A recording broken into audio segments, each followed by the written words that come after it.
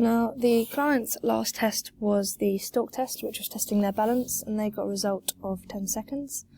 And compared to normative data, this was classed as fair. So this is classed as a weakness. So the client didn't perform very well in this test as they only achieved a score as being fair. And this shows us that the client doesn't have very good levels of balance, which is important for many sporting movements within football. For example, shooting, the leaning back movement will require balance. A bad score on this test could be caused by the client not being very focused on the task at hand, and may have been distracted, which could have caused her to fall over quicker than if she had been in the zone or focus, for example. So to improve this, the frequency will be carried out 5 times a week. As the balance is quite poor, it will need most of the attention out of all the fitness components, so 5 times a week is quite vital.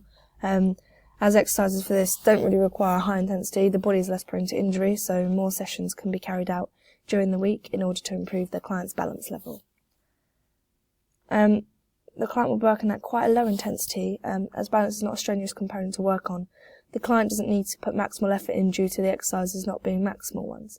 Furthermore, the client doesn't have a good balance level anyway, therefore trying to place them under a high intensity wouldn't be appropriate, as it may result in them being prone to making mistakes and falling over quicker. Each session will be 25 minutes long. Sessions need to start off shorter and then become longer when the client's balance improves. Making them carry out sessions that are too long to begin with may demotivate the client. This is because if they don't carry out exercises well within the first week or so, then they may want to give up. Therefore, progressing the session time alongside the client's improvement is important in carrying out efficient sessions where adaptations are made. The type here will begin with squats to begin with. It is important to strengthen your leg muscles in order to improve overall balance.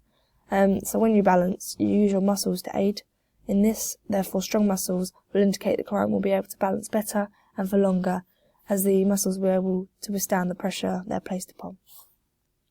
We'll then move on to weight shifts. This is a good exercise to start with for improving balance. Thirdly, we'll then move on to single leg balances. This is a more complicated progression movement, which will work on strengthening the lower body and improving the overall balance of the individual. And then lastly, we'll incorporate a dumbbell, so adding strength training alongside the exercises will further improve your balance and form. I'll probably start off at about 3 kilogram weight and then increase this as balance improves.